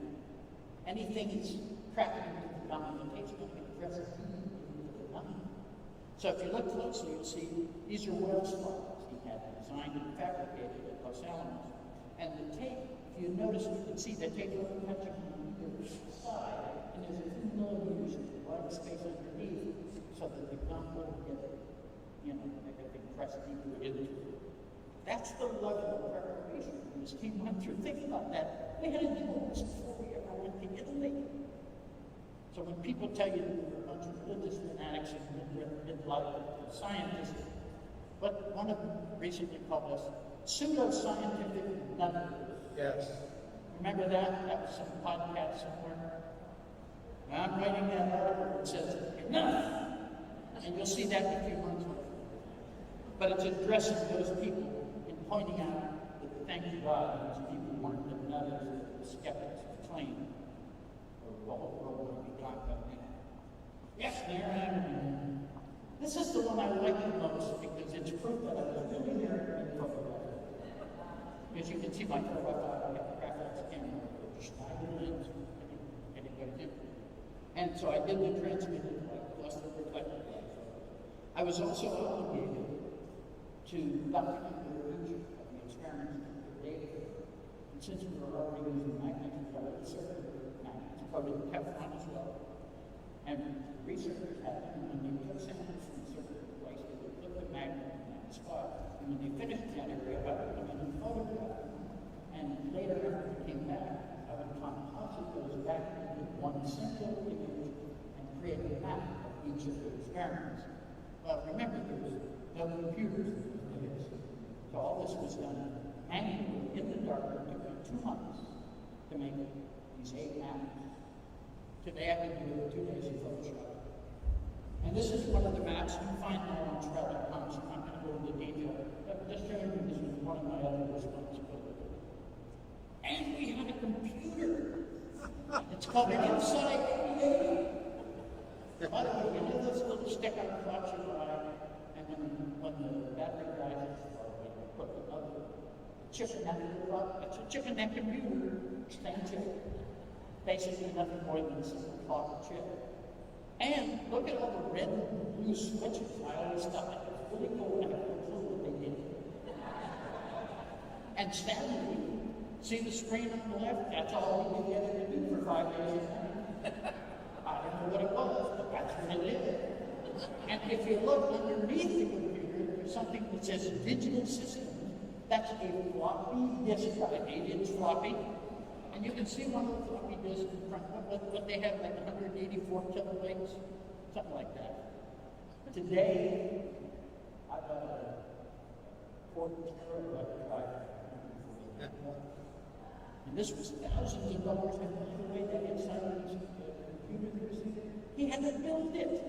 He didn't go buy it. He bought a kit and put it together. Because in those days, there was no place to buy a computer. Things have changed. So, continuing to the end. Here we go. So rather, you notice I haven't made you read a whole lot during this. Mainly because I don't like reading to an audience. We read to our children to put them to sleep, and my goal is to keep you awake. So I have waited till the very end to tell you this is a summary of our conclusions. Remember that we went there to answer one primary question, how is he informed? We did come back. We can tell you what it's not. It's not a painting, it's not a sculpture, it's not photographic medium. But to this day, no one has created an image with the same chemical and physical properties that we documented on augmented pieces of drawing. So it remains a mystery. Now I'm going to share something with you that's a little different. People always ask me, why don't you get more information? I have come to believe the shroud is more than a shroud. I've come to believe that the shroud is there to make us ask the question. You know? I think that the shroud is, look, it's a piece of cloth. It can only tell us so much. And I remember, I know it's going to be weird coming from a Jewish guy, but I'm going to talk about a Jewish guy named Jesus. And he said, the kingdom of God is within us. I think it's incumbent on each of us to decide this for ourselves. And the piece of cloth might be a guide for us to make us think about it, but in the end, the decision is yours on an individual basis. And that's for your Jewish brother. Would you guys like to comment on that? We'll let them talk. I can sit there. Barrie's had his chance. The blood evidence on the shroud cloth is very, very interesting. The blood stains are still blue, and we know that dried blood turns brown, and there's a reason for that. But I'm not a forensic biologist, so I'm not going to go into that portion of the explanation. I would encourage you to inquire about that. It's very, very interesting, especially people who are medical or biologically oriented. It's very, very interesting why the blood is still red. The other thing I wanted to mention, no, I forgot. Ken, you? I've given the talk so many times I've lost count. I'm always asked, do you think it's real? Of course I do. But before I ever talk, every single one, I say, if you leave the talk and you don't believe the shroud is real, that's fine, I'm not going to be mad at you. But if you leave the talk and you don't understand what it cost Jesus to go to the cross in your place, then I'm going to fail. Whether you believe the shroud is real or not, it is the most accurate representation of the sufferings recorded in the scripture concerning Jesus of Nazareth. Period. Period. No one's been able to reproduce it. Like Barrie just said, they've tried. Our agnostic D. German, I think he was a part of a research thing where they actually got a cadaver and got some oils and put the cloth in an oven. Nothing. Nothing. Here's the point. I have a book that I have privilege to share with you. I've written 6, edited another. My last book was from my heart was a desire to reach the Jewish people with the evidence that I see in Scripture. Not the New Testament per se, but in the Old Testament, what was prophesied, the things that Isaiah said, the things that Zechariah said. And I did a job on that. God sent a guy to me and he said, why don't we give a book free to everyone? We'll send it around the world. That was like 3 months ago. We wrote Shroud of Turin, the perfect summary. It is totally free. No shipping, no handling, no nothing. You just go to shroudofturin.org/free book. And I will tell you this about it. It's already been downloaded in 51 countries. It's already been downloaded in 46 of our states, plus the District of Columbia. It's already been produced in 4 languages: English, Hebrew, thank God for Hebrew. The Bible says that the gospel is to the Jew first and also to the Gentile. You ever read that? And then it's in Italian and also in Spanish. And I consider it one of the most important things I've ever done. Okay.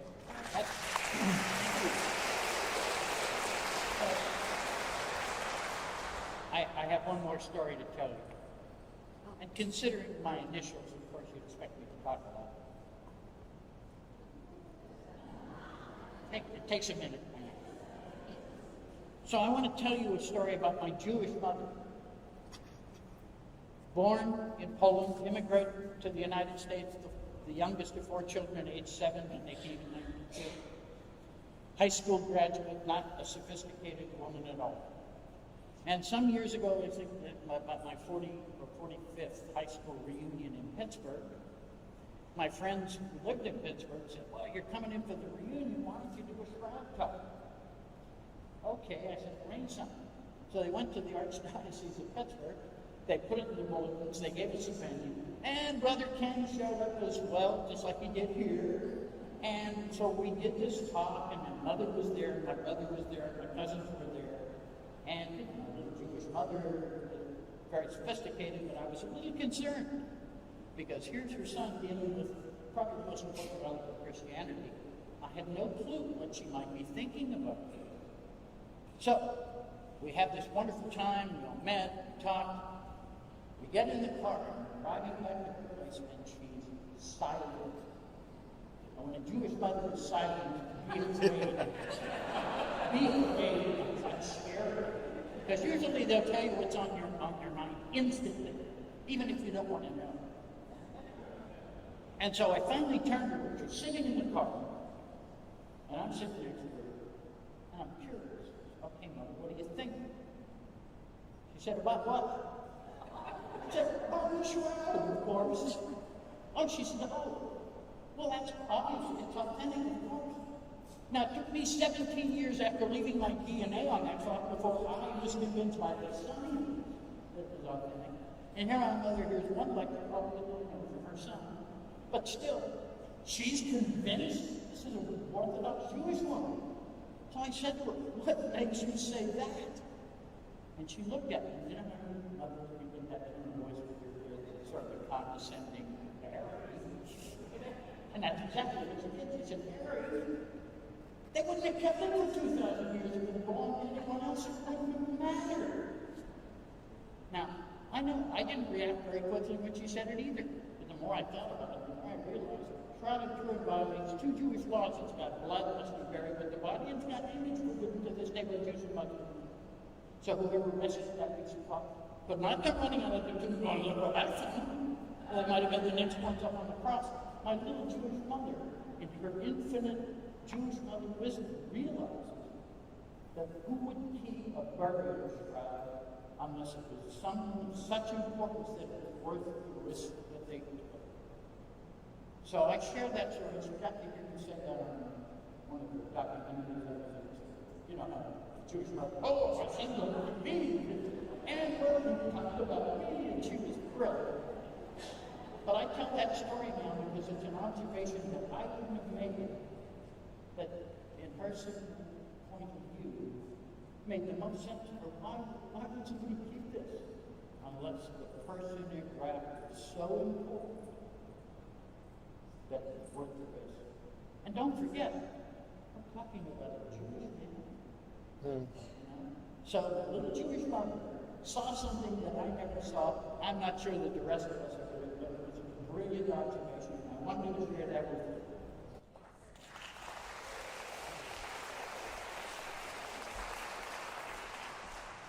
I could tell you that when we gave our all to this project, we went through some stuff.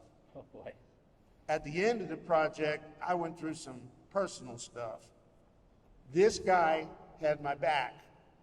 So his nickname is Jiminy, as in Jiminy Cricket. This guy had my back. Of all the team members, these two guys had my back. Now here's the point. Some people got offended because of my Christian faith. They felt that it was going to hurt the scientific research because I was clearly a Christian. Overtly. The National Geographic got every bit of information that they put in their article from me, every single iota, and they didn't put my name on it. And I called him and I said, why is my name not included as a member of STURP?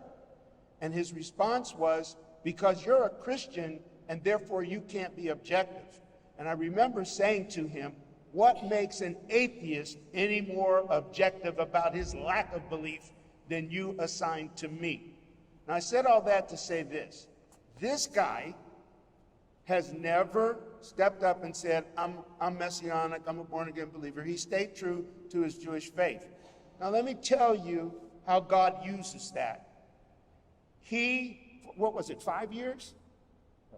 Ahmadiyya. Oh, 5 years in a row. 5 years in a row, he was invited to the Ahmadiyya Muslim sect in London to speak to them about the Shroud. Can you think of anything stranger than to have a Jewish guy come to a Muslim group to tell them about Jesus?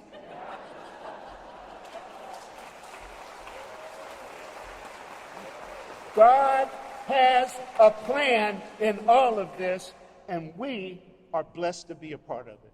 Thank you. We're still on schedule, and I'm not going to take you to midnight, but I want to make one more comment about the Jewish custom of burial. Everything associated with the death and burial of a Jew must be put in the casket with the body. The shroud cloth stays in the coffin. The sedarium that covered his face stays in the coffin. And everything must be brought back. If there's an accident, someone gets hit by a car and there's blood on the street, the blood is gathered together and put in the coffin. We know that the coffin was empty. And so the shroud cloth was outside of the coffin, and somebody picked it up and preserved it. It didn't go back into the coffin because there was nobody there.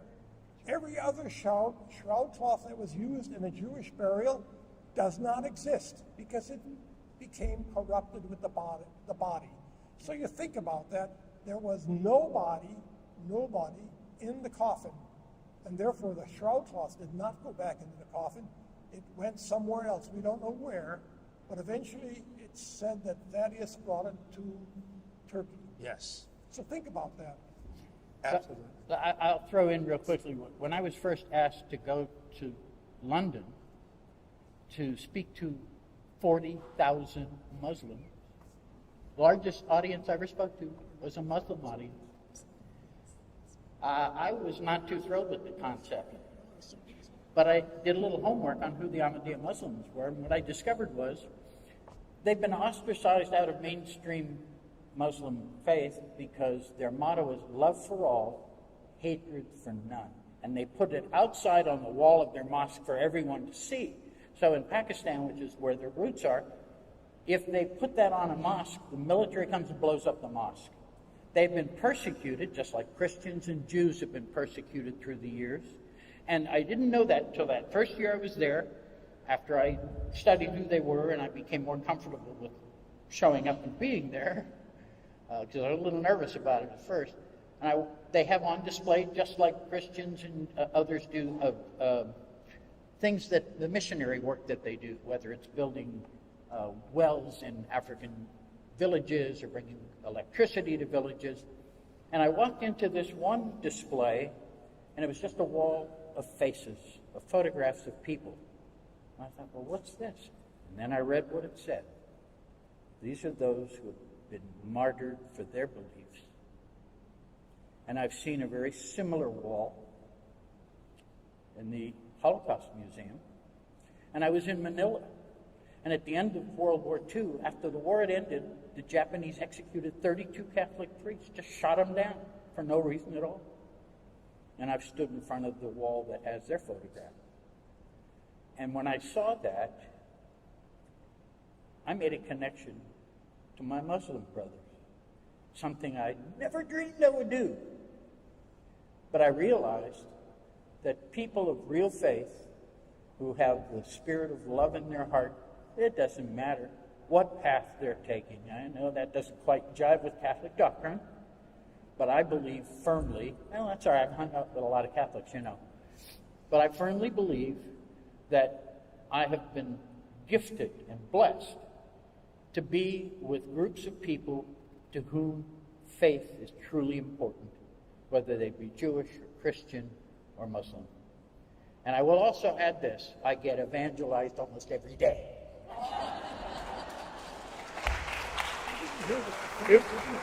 If he told the whole story, he would tell the times I tried to evangelize him. But this is my brother from another mother. He mentioned Pakistan. Yeah. At we speak today, I have no fewer than 6 Christian pastors in Pakistan that are asking me, please send the information on the Shroud. Yeah. And the only thing preventing me is finances, but I'm believing God for that to change too. That will work. You don't understand what's going on in the world when they are persecuted and killed, even their own Muslims, and they definitely do it to Christians. No two ways about it. Yep. Anyway, I think that's it, folks. I think we did it.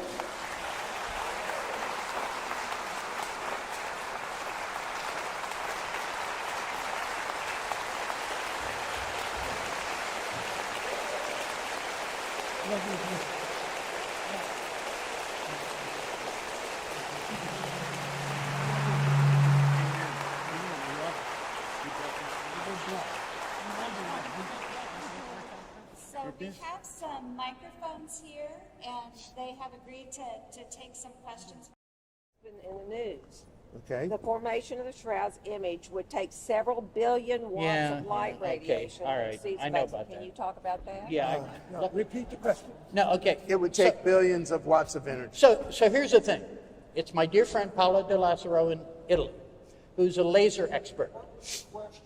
The question was, it's been written that somebody said it will take billions of watts to create the image on the Shroud of energy.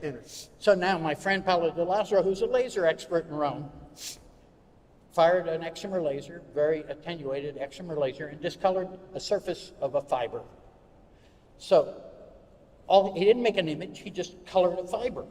So then he took that fiber, magnified and multiplied the total number of fibers on the Shroud and calculated billions of watts of energy. Well, I'm not a physicist, this guy is, but I will tell you what one physicist told me, that if that much energy were released in Jerusalem, there'd still be a mile-wide hole in Jerusalem today. I've heard that same thing. Yeah, so just because you read it in the news or on the internet doesn't make it true. Yes. And there's been so much bogus nonsense about the Shroud. And, you know, look, I know and I see it all because it comes across my desk at shroud.com on a daily basis. And so my advice is this. Choose your sources carefully, because anybody can write anything they want or say anything they want on the internet, but it doesn't make it true. It doesn't make it true. Let me add to that. Please. Obviously, I believe the Shroud is genuine. And I've often said, if it's accurate in every other detail, if it's accurate in how he was crucified and how he died and how he was buried, if it's accurate in all those details, why is it hard to believe that the image is there as a result of the resurrection? Having said that, no one knows what happens when he rises from the dead. as much as we would like to believe it's easy to find its energy, its light, its whatever, we don't know. Personally, I believe he rose from the dead, and that's why we have the image. Yeah, and here's the thing, and this is the one that gets me into trouble a lot. Science has limitations. Yes. We have to deal in science with the observable and the measurable. So we're limited. Faith has no boundaries. So I've told people before, why are you so worried about what the scientists have to say? Is there something wrong with your faith that you need science to back it up? Isn't faith supposed to be, yeah. Isn't the concept of faith that you accept and believe without having evidence? So I always say, listen, if you need more evidence to support your faith, the issue isn't science, it's your faith. Go back and re-examine your faith. Now I'm starting to sound like a priest friend of mine. Remember this, and this is why I believe it's important for this age, this generation. Thomas said, unless I put my hands in the side, I'm not going to believe. Right? Jesus came back and said, come on, put your hand here and don't be faithless. If I read Isaiah and he says people are going to look at the marred face and the marred body and they're going to study it and it's going to sprinkle them and startle them, I'm left with the shroud. Yes, we have a question right Question. here. You know, Mary, right next to you. yeah, we'll repeat the question because it's so hard. Yeah, it's hard to hear. The echo is so bad. I want to know what your reaction was when you realized that you were literally touching God. What was our reaction when we realized, as the young lady put it, that we were touching God? That was the question. Can I answer? Well, by all means, you're the pastor of the group. At the end of the research, and you heard tonight how meticulous we were in our scientific research and how we didn't want to damage the shroud in any way, shape, or form. And the Archbishop came in, and having seen how much we respected the shroud and how we took care of the shroud, he allowed us the privilege to actually touch it, to actually put our hands on the shroud. And our DNA. And our DNA, yeah. And years later, I was speaking in a little church in Brooklyn. Now, let me add that ever since God called me to pastor, our ministry has been known for healing. It's just what it is. We even had a miracle wall where people that got healed of various things, we put their picture on the wall. But this little old lady came up, and I thought she was going to ask for prayer, because normally I either give an altar call or a prayer line or something. She took my hands and she said, these hands have touched the blood of Jesus, and that's why there's healing in these hands. That's when I realized what we might have done. I almost fell over. I had never thought about it like that. To me, it was just the privilege of being there and being a part of this incredible research project. And then someone said that to me. Yeah. That's it. I always like to tell the story about Secunda Pia. Yeah. And I have a slide that I really treasure, although it's gone missing lately. I don't have it. He's not guilty. I may have a copy to send you. Right. It's Secunda Pia was a kind of a movie production, and he was holding up the glass negative for the first time to the sunlight so it would shine through his glass plate. And I can just imagine, and I tell people, the hair on the back of his head must have stood up, because that's the exact same feeling I had when I stopped what I was doing and got off of my scientific high horse and just looked at the face of the man of the shroud. The hair on the back of my head stood up, and I realized this is something very significant beyond my scientific capabilities. So before it goes on, let me try and answer that, because my experience was not the same as these two, because my background is different. And in fact, one of the advantages I felt I had in representing the science was I didn't have an emotional attachment to Jesus, other than I knew he's one of our guys. I did know that. But I'll tell you what happened to me afterwards. I walked out of that room, came back, and sat down and had this realization that I had been given a privilege. There are probably 1 million people on this planet who had more right to be in that room than I did. And that privilege, I felt, brought with it an obligation. And that website became the fulfillment of that obligation, to bring this information to everybody. And you know, the skeptics don't want to debate me anymore because they can't accuse me of having a Christian bias. Never had one. By the way, even the Pope visits his website. Well, at least once, anyway. Yes, sir. Yeah, the question is kind of a long question, but the opportunity for us to photograph, when people look at this, they immediately believe it's Jesus. Am I paraphrasing correctly? And what we see in that photograph, if you look at, right now it's just the face that's up there, but you can see one cheek is swollen more than the other.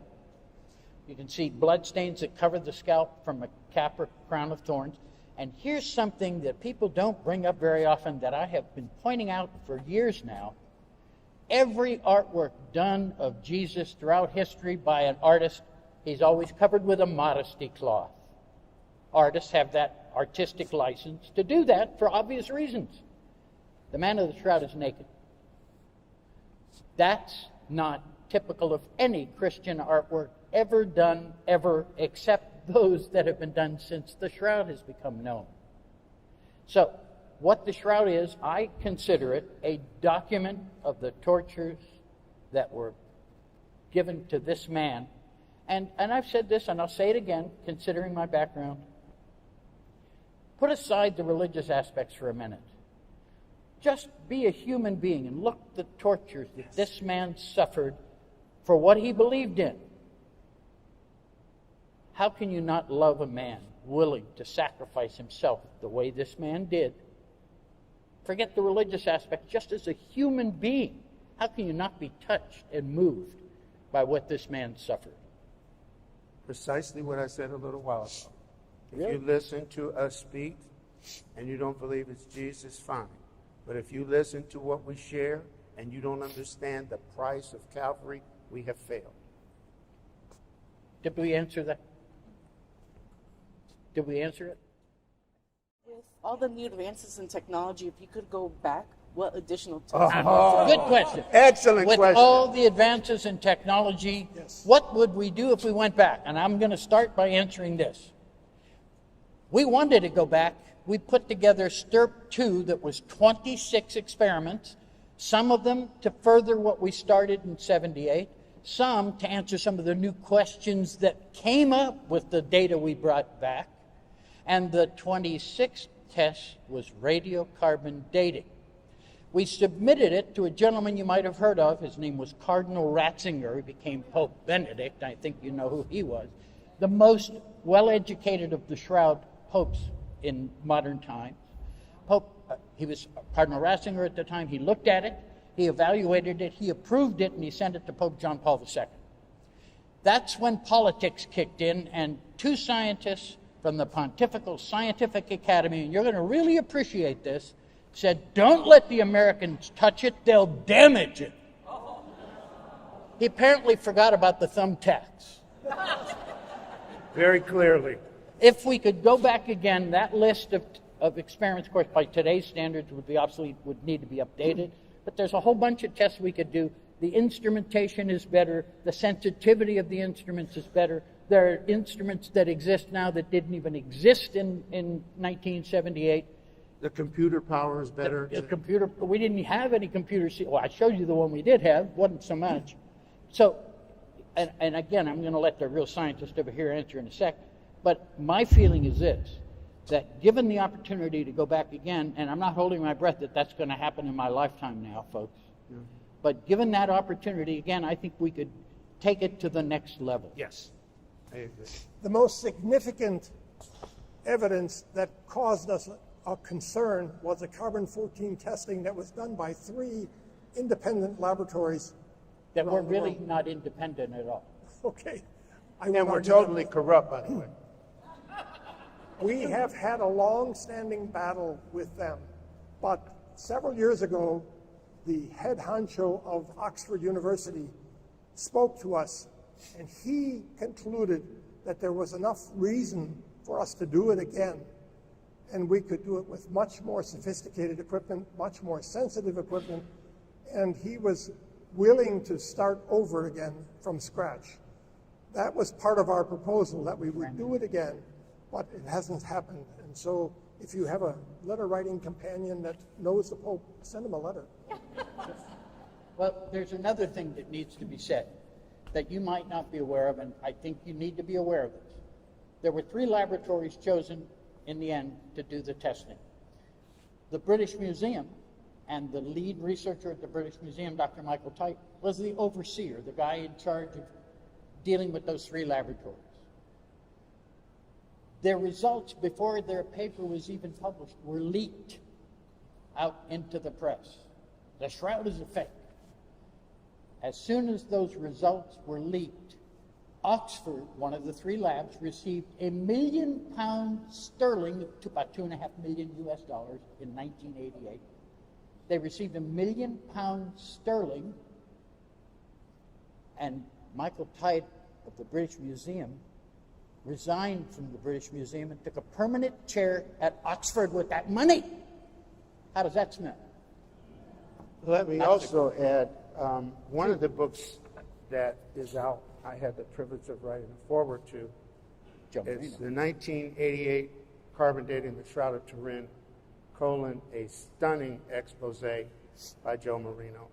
There was so much corruption behind the scenes. They even fudged the data. They didn't release all the data that they had. It took 27 years for the raw data to be released, and that's unheard of in the scientific community. And David Rolfe, who did a film that most of us were in called The Silent Witness, has produced a new film, Who Can He Be?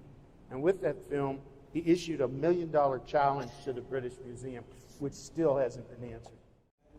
Was there ever DNA tests of blood? Definitely let me talk about that. Go for it. Okay, DNA testing of the Shroud, okay? That's the question, was it ever done? Technically, the answer actually is yes. But it was not an authorized test. Thank you.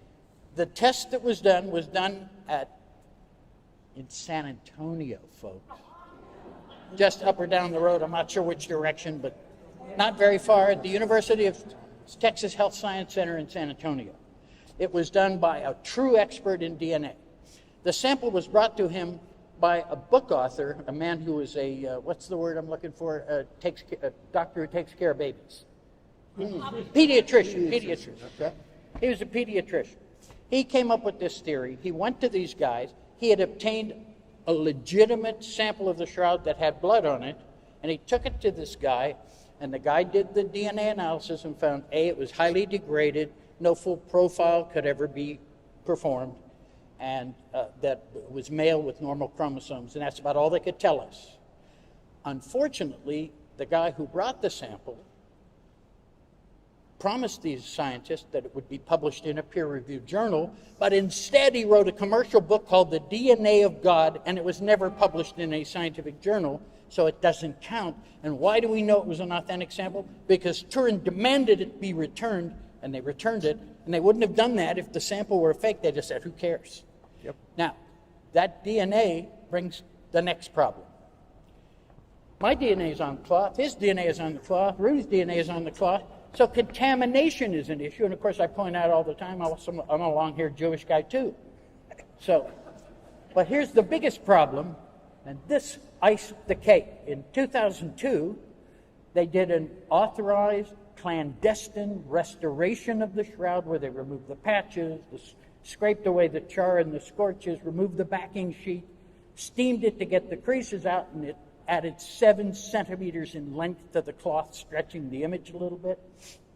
And the 2 women who did the work over 32 days had no gloves, no hairnet, no masks, no protective clothing. So if we did a DNA analysis of the man of the Shroud today, we'd find he's a Swiss woman. Sir, you are the last question.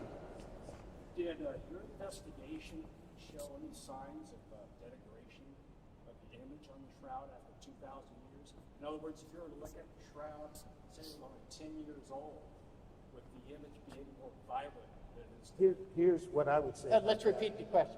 Has Yeah. the image degraded over time to a point where we can see that degradation? Here's what I was saying, and I'll let the other guys answer. What we know is that as the linen ages, the background color is catching up with the shroud color. The image. And if we don't do something to prevent that, future generations might never see the image. Okay, so here's the good news after the bad news. In 1997, when the fire occurred, they realized that keeping the shroud in a wooden box might not be a great idea after all. It had been in that wooden box for 500 or so years. So the Italian gas company put up 25 million euros, a lot of money, and they designed a special cabinet. The shroud is no longer rolled up, it's laid flat. It's in a nitrogen argon atmosphere. It's in a fireproof, of course, watertight, kept away from light, no longer folded up. Today, the shroud is better preserved than ever it's in its entire history. Just like if you've been to Washington, seen how they've hermetically sealed the Declaration of Independence into a case, that's the way the shroud is now. So, you're right. I mentioned earlier that the blood stains on the shroud are red Reddish. color, reddish.